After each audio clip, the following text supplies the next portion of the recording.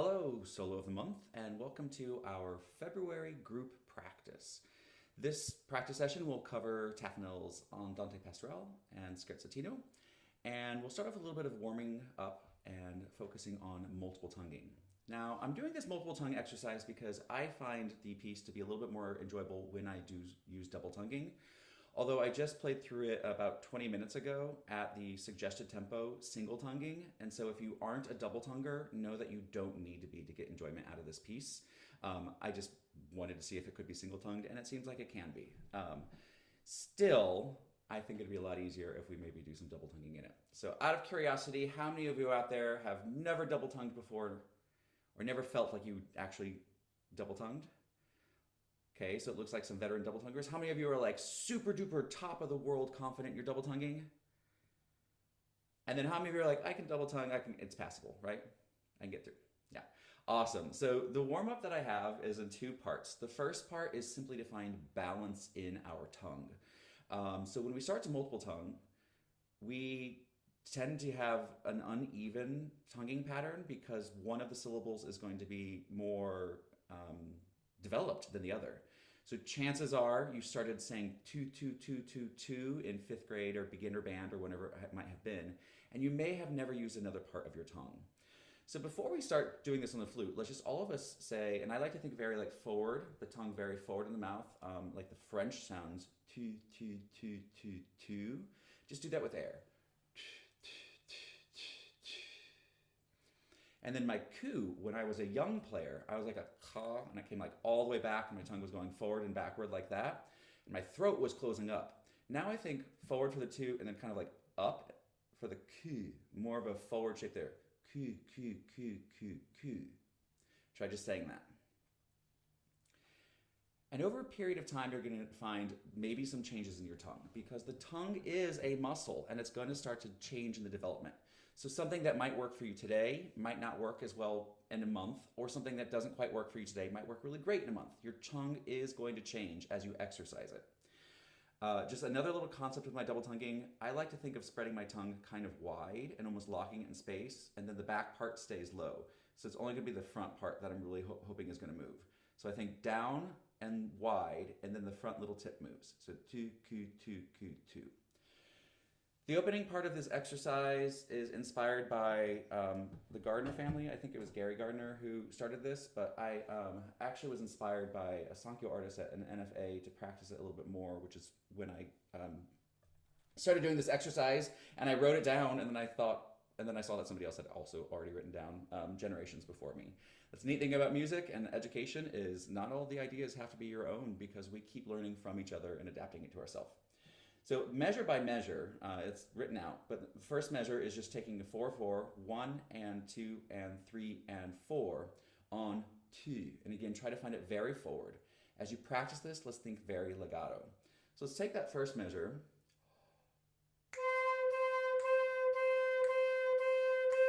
Try to feel the tongue low and wide and just the tip, 2, 2, 2, 2, 2, 2, 2.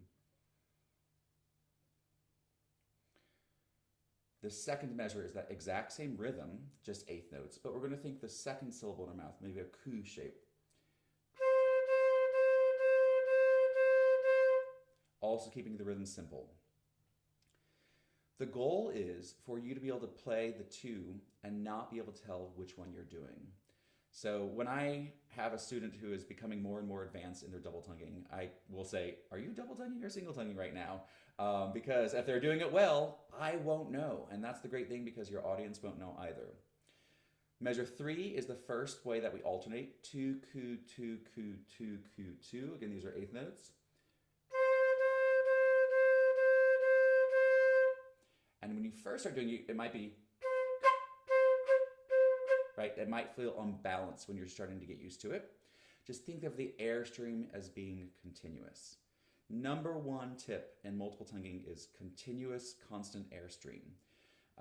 My undergrad teacher, my first undergrad teacher, Don Gottlieb, would say, try to think of your air column and double tonguing as like pistons in an engine, and that made no sense to me, but there's like a lubricant that goes and the air is the lubricant and the pistons are just moving in that. Any machine people out there?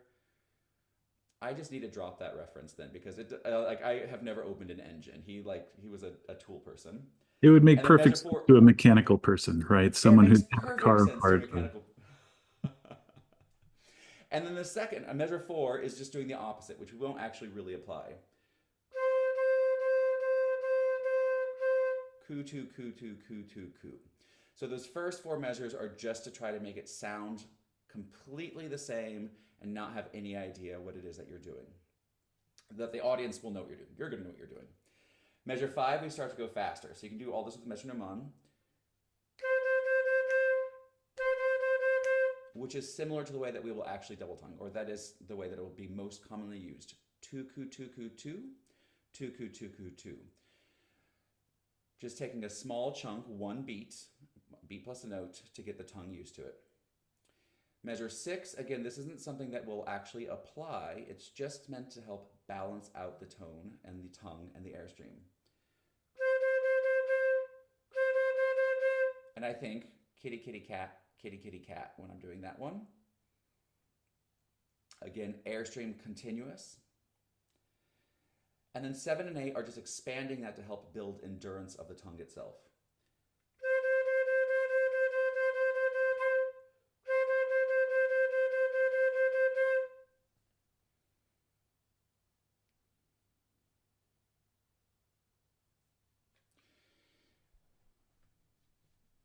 So that's the basic warm-up that I do with double tonguing.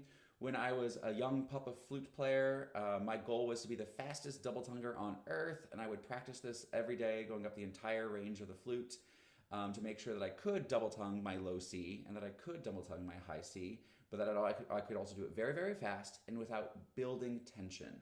So when I was a middle schooler double tonguing and I came back in my throat, that ka shape, the longer that I double tongued, the more throat tension that I had. It wasn't until I learned to start to keep my tongue forward and just use the tip that I was able to multiple tongue for long durations without any throat tension. Throat tension, as we know, is what kills sound, right? It kills good tone, it kills the air column. So we want to make sure the throat stays really relaxed. If at any point your throat becomes tight or not relaxed, go back a step or keep the metronome slower. We don't want to learn tension. So with that basic exercise, would anybody like to discuss what it felt like for you? Have any of you done this exercise before? First question. It felt to me like for the k sound, I'm still at the back of my throat. Mm-hmm. But when I go faster, then I lose that sensation. So I'm not sure if the tongue's moving closer to the front when I go faster, or I'm just not feeling it anymore. But when I slow it down, it feels like I'm near the front of the palate and then closer to the back. Well, some of that could be discipline, and stay unmuted because I'd love to maybe hear you play. Some of it could just be the discipline of thinking of the tongue this way, but some of it could also be when you're going faster, you might be using more air pressure or supports, and that's going to help keep that tongue a little bit more forward too. So what syllables are you thinking in your mind? The t and the k. T, So k, t, k. yeah. Great. Can I hear you do maybe just the eighth notes alternating the t and the k? Sure. Actually, just start at the beginning and play straight through it. Just all on C. Okay. Oh, and make sure that you hit the original sound for musicians at the top. Every meeting that we have, even if we've set it up in our settings, we still have to re-click it every single meeting. Every single time. Okay, let me just make sure. I did before when I first got on here. Sorry, I know this is irritating. Yeah, original sound. I've got echo cancellation on. And is that in the meeting itself?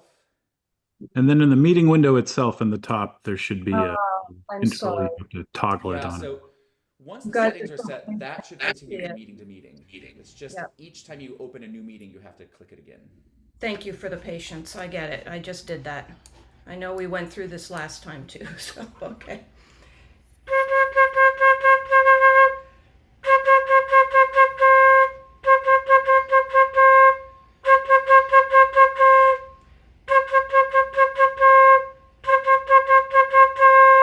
And if I go a little faster,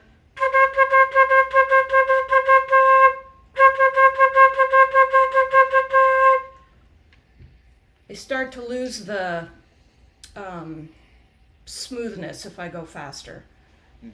Sure. And one thing that I'm noticing on this end is it actually sounded pretty balanced to me. Did the rest of you think it sounded pretty similar? So this might be one of the things where it's not as big of a problem as it feels. It could just be getting comfortable with it. Hmm. Um, the two syllables sounded pretty similar to me. That it might just be gaining the confidence rather than making any big adjustments. Did you feel the air column continuous as you did it that time through? Yeah, yeah, and I'm trying to visualize that also, so that helps. And I will admit I don't practice this regularly. I've been doing the some of the exercises in I think it's the Paul Davies book, the 28-day warm up, and trying to do some of that with scales, but I find I have to slowly speed up because if I speed up too fast, I lose all coordination. So I think consistency would be good.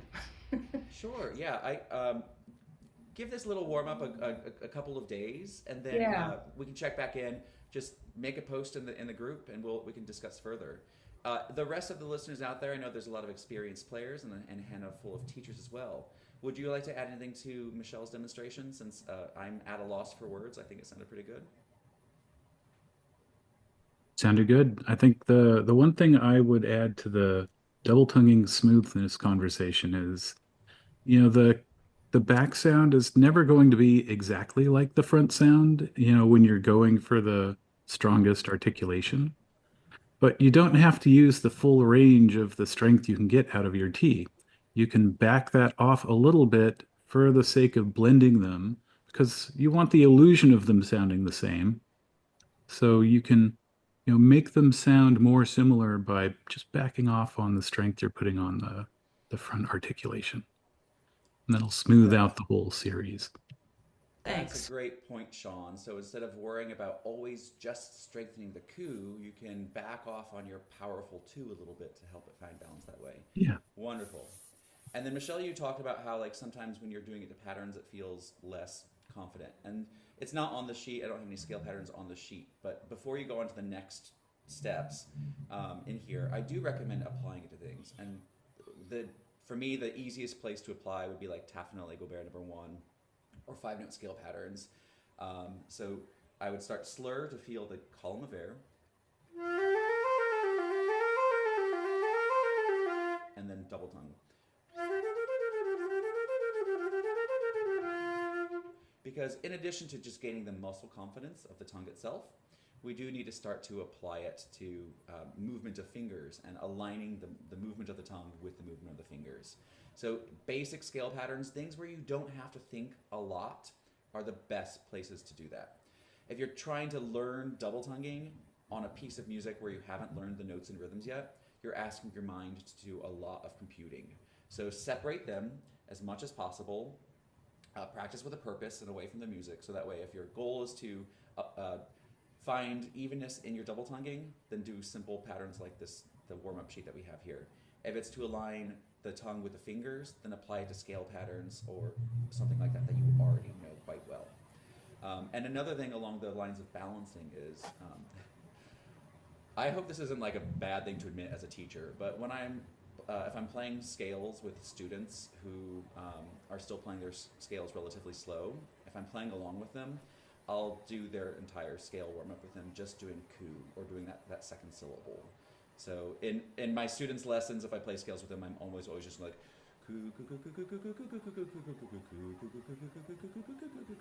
and that's the Illinois all-state scale pattern sheet type thing. So you might also take some of your music that you know quite well that you single-tongued in the past and try doing it on coup. Bach is great for that, and some of the earlier pieces of music that has a more condensed range. Would anybody else like to share out? Not at this moment. All right. So then, looking a little bit further onto this sheet, for me, I don't hold this to be an always application. But generally speaking, if I'm playing 16th notes, 1 E and a 2 E and a 3 E and a 4, we have a number, right? And for me, that number is always going to be 2. And then the E, the second 16th note, is always going to be K. And then the and is always going to be T. The will always be K. So if I'm playing eighth notes, I will go 2, 2, 2, 2, 2, right? If I'm doing some other 2, K, 2, K, 2 kind of a thing. So there's plenty of rhythms that can be practiced. So this is so little for some reason on mine. Measure 9, we have 1E, a 2E, a 3E, a 4 as rhythm. 1E, a 2E, a 3E, a 4. And I would suggest practicing that. 2 ku, ku 2 ku, ku 2 ku, ku 2. And I know there's other ways to do the pickup 16th note, and sometimes I do them because I want a specific tone color or specific roundness to the shape of the tone. But let's give that little pattern a try. Measure 9.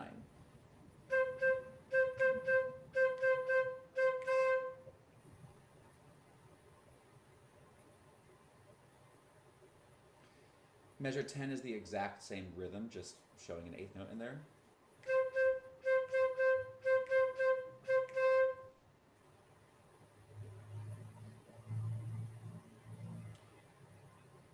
Measure 11 has no numbers. E and a, E and a, E and a 4. Ka-ta-ka, ka-ta-ka, ka-ta-ka-ta.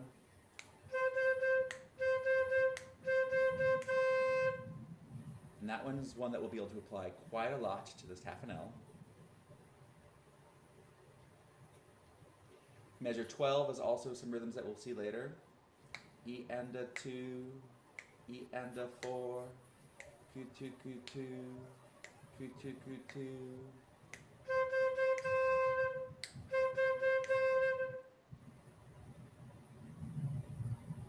And then measure 13, E, a 2E, a 3E, a 4, Q, Q, Q, Q, Q, 2, Q, Q, 2.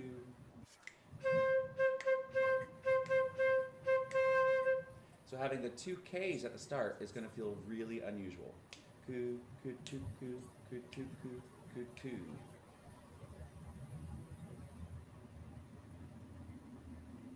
And if we took out the numbers in there, it'd be Q, Q, Q, Q, Q, Q, Q.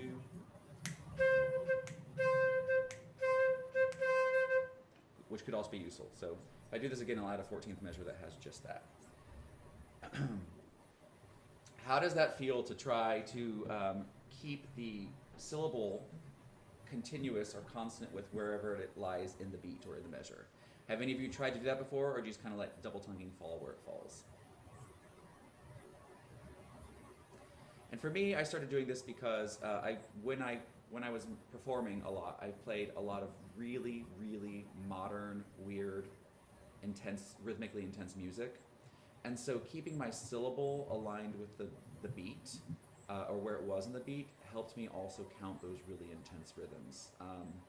Like when I was playing arrangements of Frank Zappa music too, like that just was all over the place rhythmically, and I had to be focused on rhythm the entire time. And so having my syllables aligned with the rhythm helped me control my ability to play the rhythm more. Thoughts around doing it this way? Does it feel like it's too micromanaged, or what are you thinking? It's the way.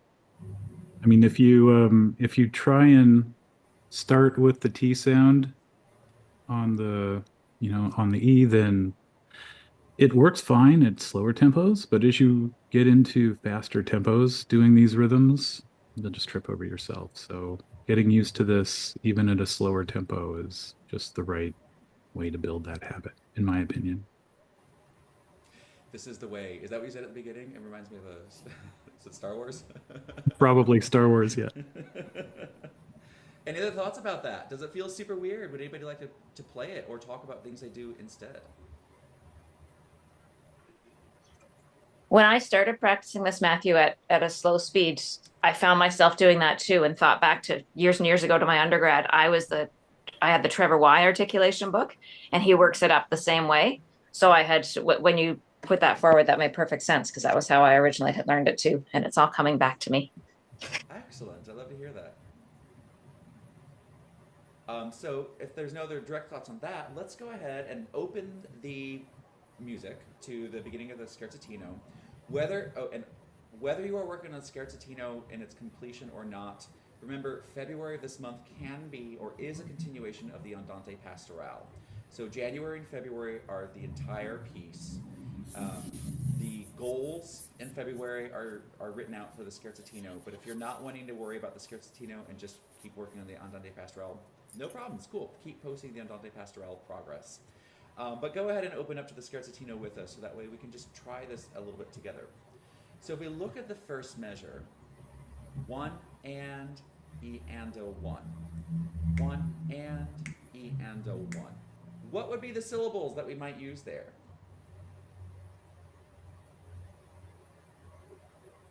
Oh, come on, class. T, t, k, k, t. Yeah. Ta, ta, ka, ka, ta. I'll admit that low B natural, out of habit, I'm T-tonguing just because my younger self was afraid to do a descending leap with a k. And so I have to convince my adult self now that I don't need to fall into the habits of my younger self, right? So ta, ta, ka, ka, ta.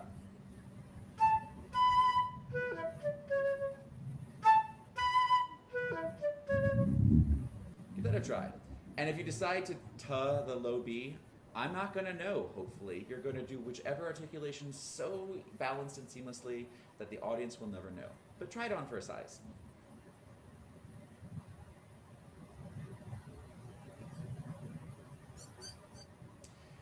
Where this makes a bigger difference, in my opinion, is the very next measure. Tu, ku, tu, ku, tu, ku, tu. So beat 2 will be tu, ku, tu, ku, tu. Try just that. D, C sharp, B, A, G sharp, tu, ku, tu, ku, tu. Before you worry about the whole measure, add just the E natural pickup as a ku. Ku, tu, ku, tu, ku, tu.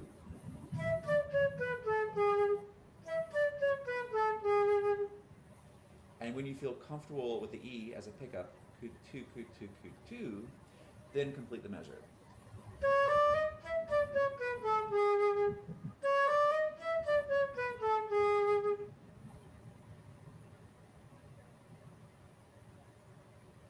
All right, how does that feel? Does that make any more sense when you start applying it that way? Would anybody demonstrate the first 2 measures or the second or first measure? Anyone out there? Gwen, you've got a big smile. Let's hear it. No? Melody? Maybe?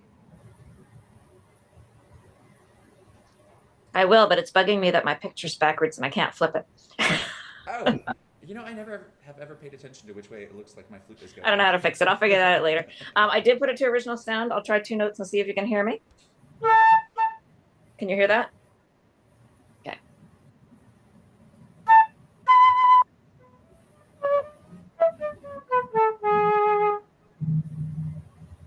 Fantastic. How did the articulation feel? My throat was a bit tight because I was playing in front of people, but the articulation itself felt fairly smooth. Yeah, and so if your throat gets tight when you play in front of people, this is a statement to everybody out there in this group and the entire world. Do it more, right? Play in front of people more. Let's hear it again. Maybe your throat be a little bit less tight because you already nailed it and we're already pleased with the way it sounded.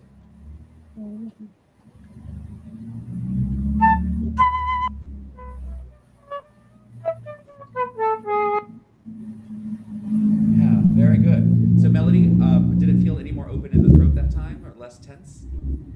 Sorry, Matthew, I'm actually losing your voice. Was that any more open that time? Yeah, it was. Yeah, good. And so what did you notice about the tongue itself? Your concept of bringing it forward is really helpful. Just thinking of bringing that ku forward as well as the tu is making a difference to how I had been practicing it previously. I'm more aware of that. Yeah, great. So again, our goal is to have that open throat. So we're playing this movement right now nicely under tempo. And as you are playing under tempo, I recommend keeping your tonguing more legato than what you might be doing later. So the faster you play, the shorter your notes are going to sound to the listener. And so if you want to have staccato notes when you are playing at 112 beats per minute, you don't need to practice short notes when you're playing at 55 beats per minute, right? Keep it legato, and then you can shorten it a little bit later. And the reason I suggest that is because that's going to help keep the air column continuous and the throat more open.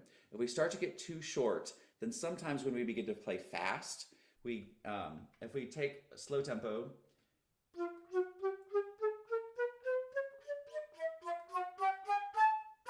when we go fast, we get like just air sound, right?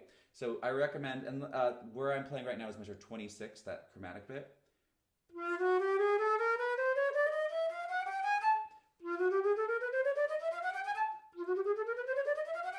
Practice it legato first, and then when you get to tempo, you can begin to make changes to the articulation.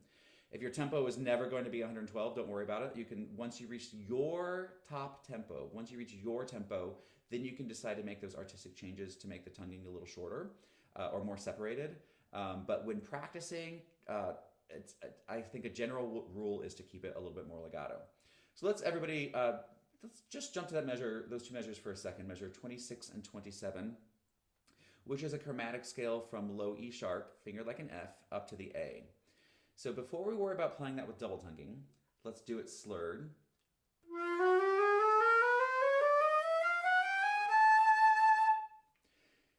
Observe the relaxed feeling that you have in your throat, and shoulders, the openness of the throat, the tongue moving down and away, and the tongue staying just low in the mouth as you play through that.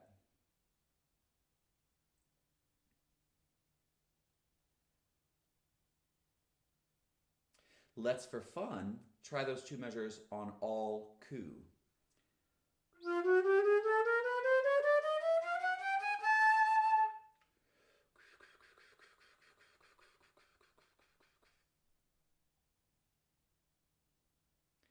And now let's be a little bit more serious and go up the measures, just one beat plus a note.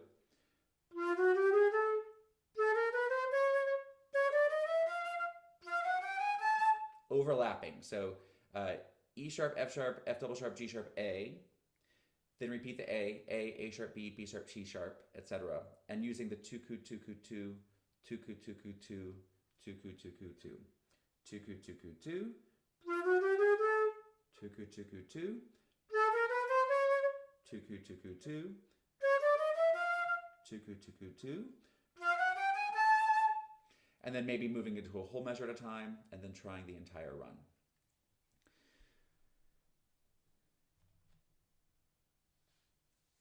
So now that everyone's had an opportunity to apply it to a nice run like that, any new observations? Moving up the range of the flute, we'll use the air column the same way that you would slurring. So whatever your embouchure and air feel like when you're playing the low E sharp, normally, and whatever your air and throat and air column feel like when you're playing the A, that's how we want it to feel when we're double tonguing also. Would anybody play just those two measures for us? Let's see, Mindy Lou, I see you have a flute. Would you play those two measures for us? The chromatic scale? Yeah.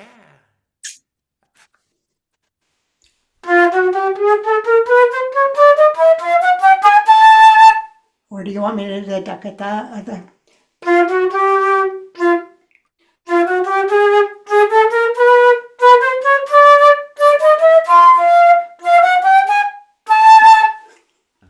And let's try it where we're overlapping. So give me a beat plus a note.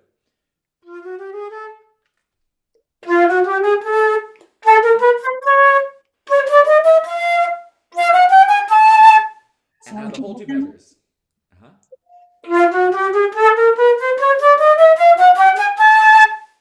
Excellent. How does that feel, Mindy Lou? Nice. Nice. And everybody, like, thumbs up, right? That sounded nice. And even just unmuting yourself is really scary sometimes, right? So, Mindy Lou, is that similar to how it felt before? Is that how you would have approached double tonguing in that measure? Yeah, I've been double tonguing it. I've been working on getting up speed, which might be too soon to be doing that. Okay, and that's a great statement. So getting up speed, Speed and endurance kind of are two different things when it comes to any muscle system, and the tongue is just a muscle, right?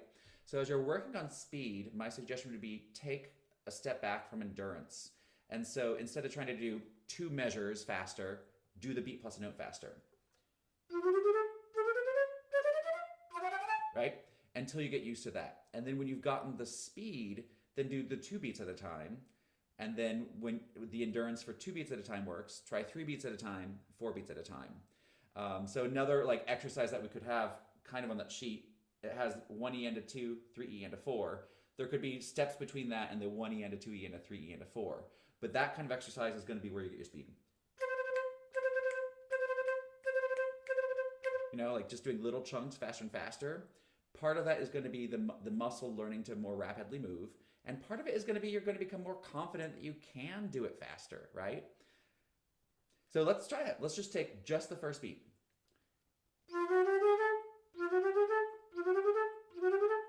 And get progressively faster on just the first beat plus a note.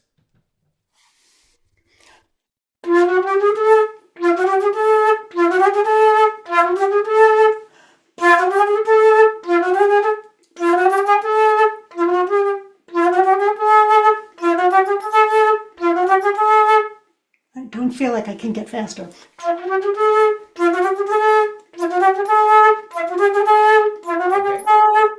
Let's go back to that feeling of it feels like you can't go faster. Does it feel like the fingers can't go faster or the tongue can't go faster? The brain, like I feel like I can't hear the beat faster. I see. Like the metronome in my head isn't going faster. and metronomes are such useful tools, right? So do you have one handy? Yeah. Well, there we go. Then you don't have to worry about the metronome in your head. Right. I keep this guy open. I love that one. All right. Pick a tempo that feels good and just tuku tuku tu. Tuku tuku tu. That's only an 84. Hold on. I love it. 84 is great. Oh, 84 is right. Just went up. That's Start with 90 this one. now. Can you hear that? Give me a beat at 90.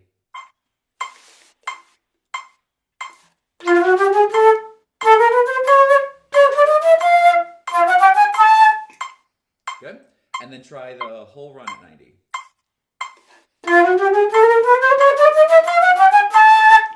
Good. Bump up the metronome a little bit. Beat plus a note. Tuku tuku tu. Tuku tuku tu.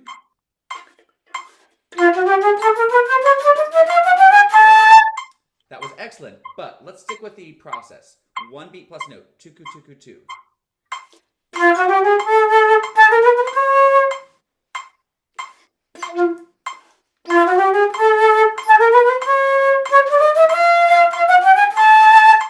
Good. Do that again.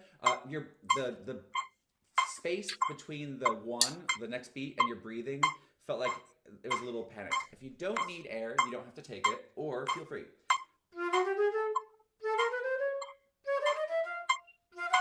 Again, whatever we practice, we pattern or learn. So if you're feeling rushed and you begin to tense up, put 2 clicks between each beat. Tuku tuku tu. Tuku tuku tu.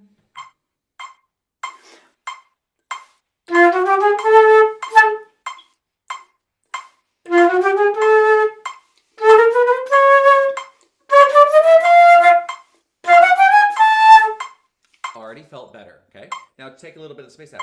Tuku tuku tu, tuku tuku tu, tuku tuku tu.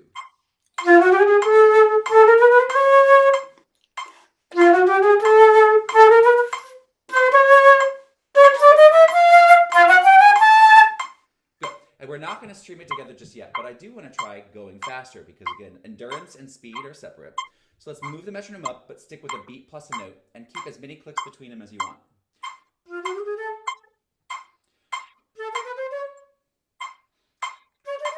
Etc., right?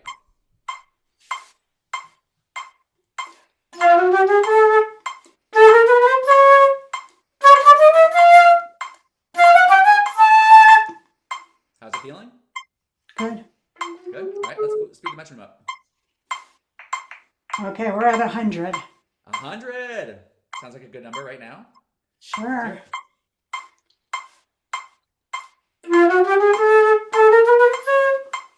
Why do I keep messing up there? Good.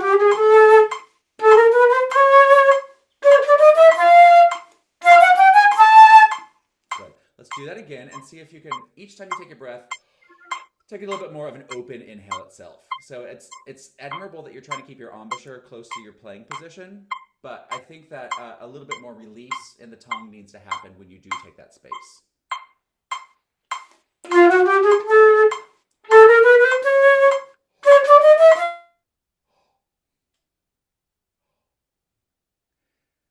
So if each time you inhale, and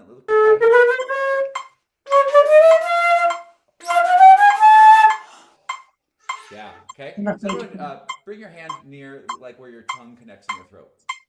So if you can think kind of a bullfrog, like, I don't know if you can see it right now, but like that space that we create. Each time you take your inhale, try to create that space again and again.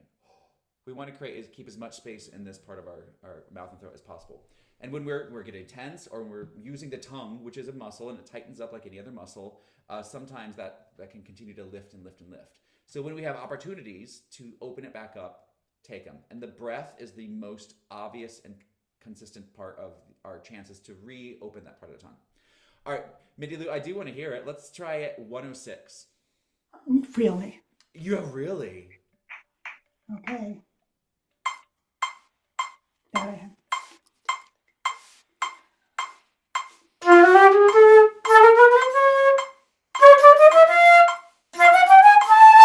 Good. Second pause. Let's keep it beat plus note, but do it slurred first, and then repeat double tongue.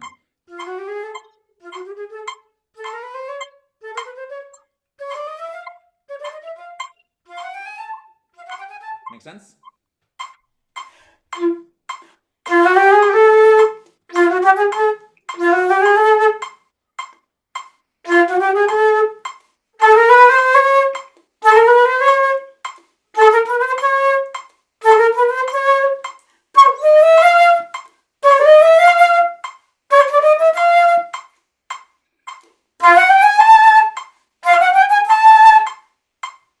Yeah, excellent.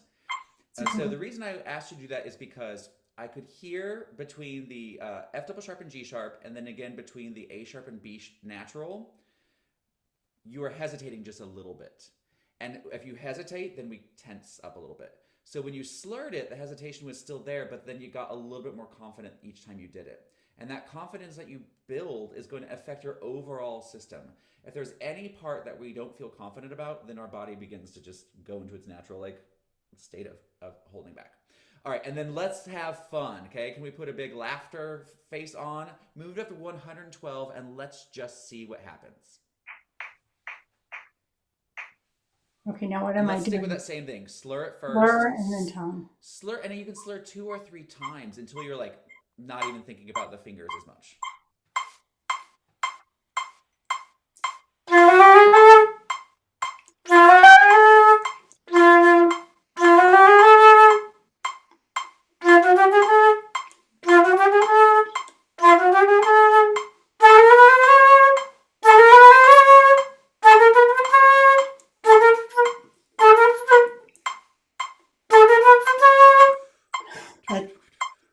Keep the air going through.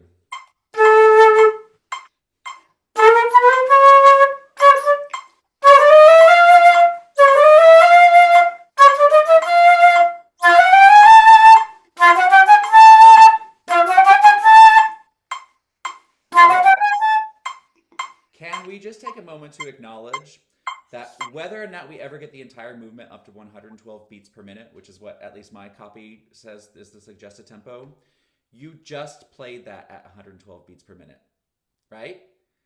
You played it accurately. You played it cleanly. It sounded evenly. Like, it sounded great. Yeah, you were taking little chunks, but you got those little chunks up to exactly where the goal is, or a goal is, and now you just need to start to sew those chunks together or combine them together. So the next step would be that same thing. Slur it first. Go back to 90 where you started. Slur it first, and then double tongue, doing a measure at a time, right? And then 2 measures. Go back to 90. Slur it all the way up. and then double tongue it all the way up, and you work your metronome up like that. And it seems like a process. When we break it into this, it just, it's going to take forever to do.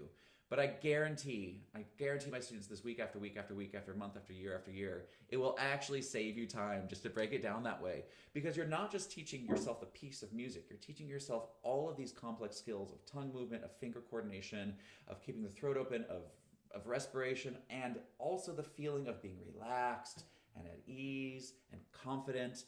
And it takes a while to build those things too, that sense of I'm calm and confident. And that's that kind of the combination that we really need in order to have successful performances is calm and confident, right? How are you feeling right now, Mindy? Good. Mindy Lou? Good? Good. Good. Yeah. Maybe a little proud? Yeah, so I felt like I needed to get the notes into my fingers. So I think I have the notes to this into my fingers kind of. And then I started at 84 and I'm up to 100. But every time I start now, I go back a little bit. But I pretty much thought I'm not going to push past 100, but now I shall.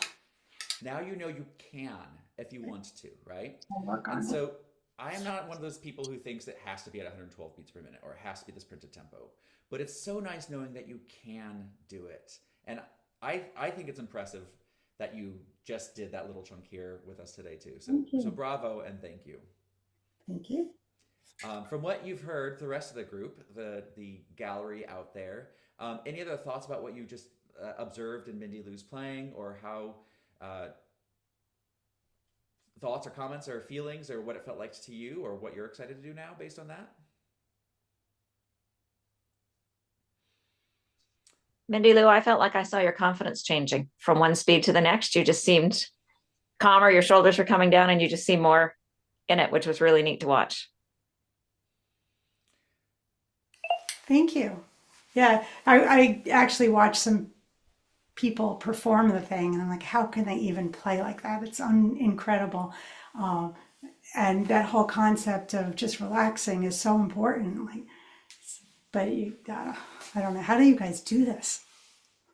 Well, and isn't it cool that the faster you got, the more confident you got too? Like, and it's because you gave yourself the ability to succeed over and over and again. So we start slow and then we applaud ourselves when we succeed. Good job, me, right? And then you go a little faster and then you do it again and you're like, good job, me. And I hope all of you will take the time to say that more often, because it's so easy to think, oh, I still have a long way to go, rather than to celebrate the steps, like there's wins within every win. And you just, even if you move your metronome up one click, or even if it's just smoother, or even if you just feel better doing it, those are all wins. And it's worth celebrating. Everybody do that really quick. Good job, me. Give yourself 3 claps. And say it out loud. Shout it. Try to wake up your neighbors if you're living near people. Good job, me. The dog didn't even move. He's not fazed by anything I do anymore these days. All right, so we still have some time. Would somebody be willing to play any more of this, whether it's applying to double tonguing or not? Can be any question, any part of either of the movements. Let's just make some sound together. We've spent a lot of time talking about double tonguing, but I think one thing that's also challenging in this movement is he does a lot of rapid changes in like forte to piano, rapid decrescendos, right? There's a lot of movement in the dynamic as well that's also going along in parallel. Yeah, that's a really great point. And it happens really throughout. Like the first measure that we play, we start forte, and then all of a sudden we're piano. A few weeks ago, I think we talked about the terraced or months ago, we talked about the terraced dynamics practice. Does anybody remember doing that? So one of the ways that I like to practice dynamics, and Sean, would you like to talk through that a little bit, or? I'm just following along with the written dynamics, so. Mm-hmm, mm-hmm. It's good for us to have control of the dynamics and again practice those away from the music. So I love my trusty little TE tuner, and one of my favorite steps of practicing dynamics is to do it in 4 tiers, like steps.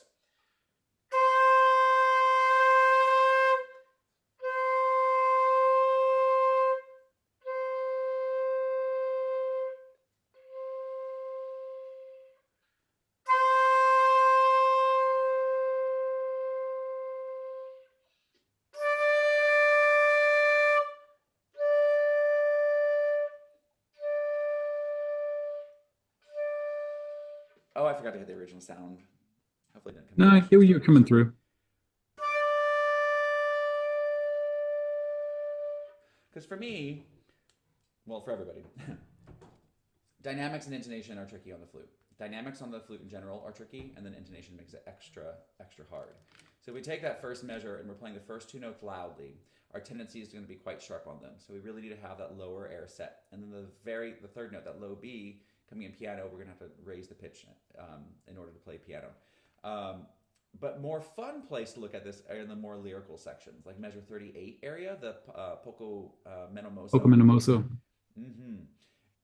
That we can kind of simplify first and just think about playing a D major descending scale and getting softer while we do, right? Because that's mostly what we're kind of playing right there is a scale around those patterns. And then as you just work your way down the scale and get softer, make sure you're sending the airstream more and more up to keep the pitch up. And maybe even just with your tuner, play that D major scale.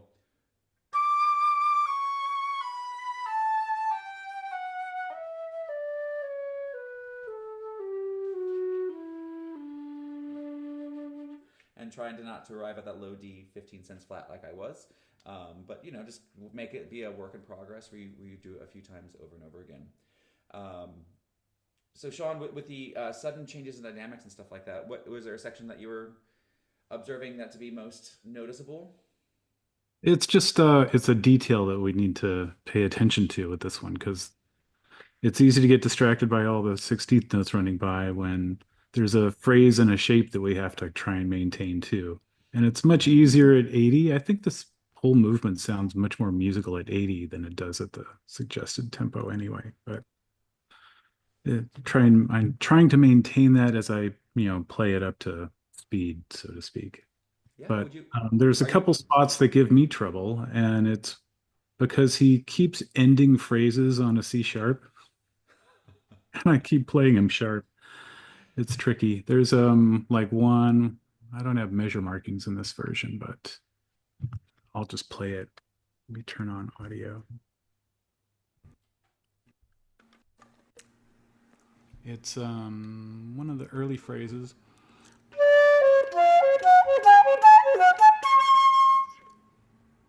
That's one. And then there's another one. Right going into the poco meno mosso.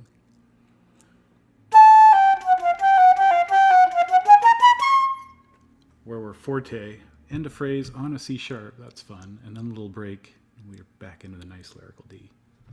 So I have intonation struggles myself along those parts. Intonation struggles are a part of being a flute player, I think, right? Yeah, especially our C sharp. Especially our C sharps. Okay, so let me get the music and the tuner side by side. So since Sean brought that up specifically, in the first place that he mentioned is measure that he played was 17 and 18. So measure 17 and 18 toward the beginning. The tenuto note at the end of measure 18 is a C sharp.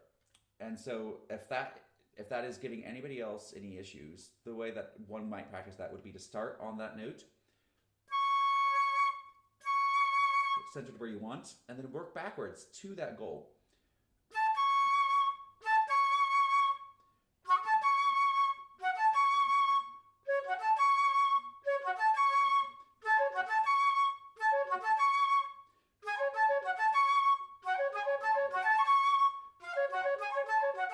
Right? And working backwards and finding that goal. And I guess I had my tuner turned around, but my goal was to hit that C sharp in tune every time. Yeah, it's also the bottom of our pattern too, as we're doing that alternating thing, rimming up. C sharp on the bottom. Right, those C sharps too. Yep. So keeping the middle C sharp lower, and then the upper C sharp place where it needs to be will help that octave sound more apparent to the listener. We can also do the growing intervals inspired by Marcel Moïse in that section. So just starting with the C sharp D. I don't know why my tuner is not turning on right now. I guess because I have the piano up, but.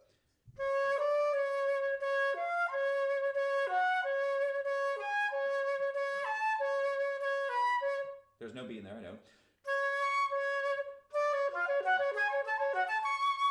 And then One of the great tricks there is to keep yourself set for that lower C sharp.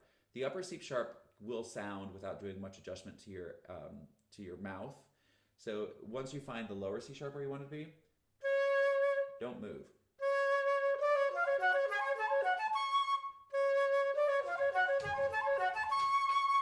I'm not doing any mouth gymnastics to go up. It's just a 1 octave. So practicing your octave slurs and keeping your mouth relatively stable within the octave as you do those slurs will also help keep that airstream controlled there for many of us. But great point there, Sean. Would you like to, can you comment more on that still? I think the other section, because we went through the 16th notes, but the nice lyrical section deserves some attention. Right.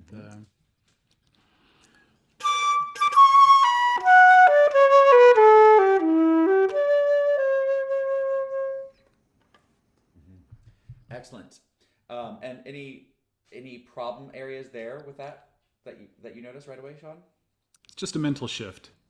Right, going from the rapid 16ths to the lyrical section, and then we're doing this diminuendo down to a piano again, and ending on a C sharp, because why not? Because why not? Yeah.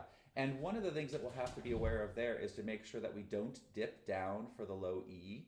So as we're moving down those patterns, we humans have a natural tendency for our body to follow our eyes, and our eyes follow the topography of the music. So as we go down a scale, we tend to go like this. And as we tend to go like that, what tends to happen to our pitch? Right? It tends to drop. So we have to be aware of some of those tendencies and then just work away from them.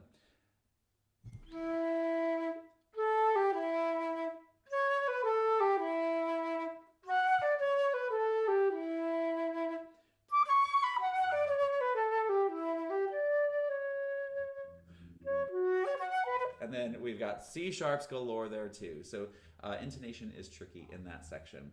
But when you're practicing the manual mosto to the group statement, of course, Sean, you're doing wonderfully, but make sure that you are thinking of going up as you descend, right? Think of lifting your air up, thinking of keeping everything lifted as you're moving down the pattern of that scale there. Any other thoughts, questions, or comments? Is there a section somebody would like to play from either of these movements just to say, hey, can we just make this feel a little bit better?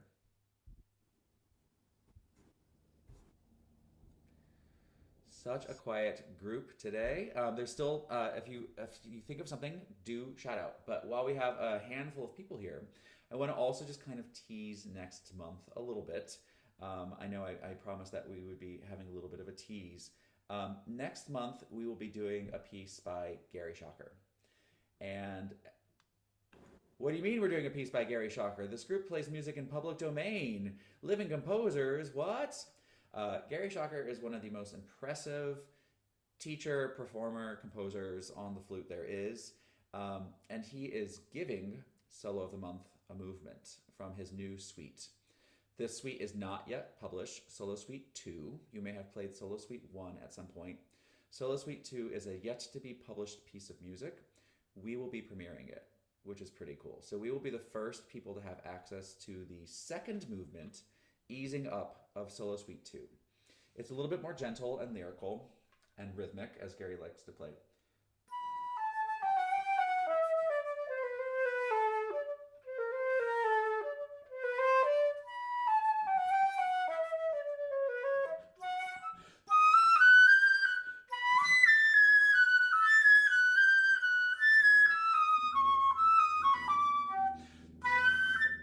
Etc. So it's a cool piece, kind of hip, but gentle. There's a lot of repetition here. So I just got the music as I was heading to Mexico, where I took my flute, but I only practiced for 10 minutes. I feel so bad. I've never taken that much time off from playing the flute. But on the airplane, I started highlighting. And I'm just going to hold my tablet up. Hopefully you can see it. But I started highlighting phrases and then looking where they repeat, because it's not easy to find where the repetition is. But there's only like 5 main patterns that we need to practice. So it's a 2-page piece that we're going to be doing. But as long as we practice those 5 patterns kind of separately, then we'll be able to put them together and have this piece. So he's giving us that movement for free. On Monday, I will post the code that lets you have access to it for free. And in addition, he is supporting this group further by giving us a code that will allow us to make 2 purchases of any number of scores with 20% off. So Gary Shocker has a lot of music that you can find at fluteworld.com, for example. And on fluteworld.com, if you type in Allison 2025, you'll get 10% off sheet music and accessories. So if you're buying published music, get 10% off, right? Worth it. Fluteworld.com is our friend. Allison 2025 for 10% off that. But Gary also has over 1,200 scores, and most of which were not published. So he's going to begin to put some digital copies of his unpublished works on his website. And you'll be able to purchase those directly through his website, which I think is garyshocker.com. And so you'll get 20% off your first 2 purchases. Save that. Easing Up is going to be free. The second movement will be free. There'll be a code for that I'll publish. But then if you get excited about playing some of Gary's music, you'll be able to do digital downloads at a discount. And then the following month, we'll be doing a piece by Herman Beeftink. We'll be doing an unaccompanied movement from the Iroquois Suite. And Herman Beeftink is also going to give us, we aren't going to have access to that movement for free, which is sad. But it's only a couple of dollars, and Herman Beeftink is giving the entire group 30% off his entire digital catalog. So it'll be a great time to stock up on any of the Herman Beeftink music that you just like, which is all great. It's all amazing and beautiful. And I haven't confirmed, but I think we'll have a special guest artist leading that masterclass the month that we're doing the Herman Beeftink. So be excited about April for that. But March will be Gary Shocker, Solo Suite number 2, the second movement called Easing Up. So hopefully you'll all be excited about getting some music from Gary Shocker and giving it a try. Without any further ado, I would like to thank you all for being here today, and bravo to those who played. I know it's always kind of scary to put yourself out there, especially on things that are going to be recorded and put on YouTube. But remember, we are here to connect. We are here to learn. We are not here to show off. We just want to have a good time loving the flute together. So I hope you'll join us for the next masterclass as well, and maybe we'll get a few more people to unmute themselves. But wonderful job, everybody who did so.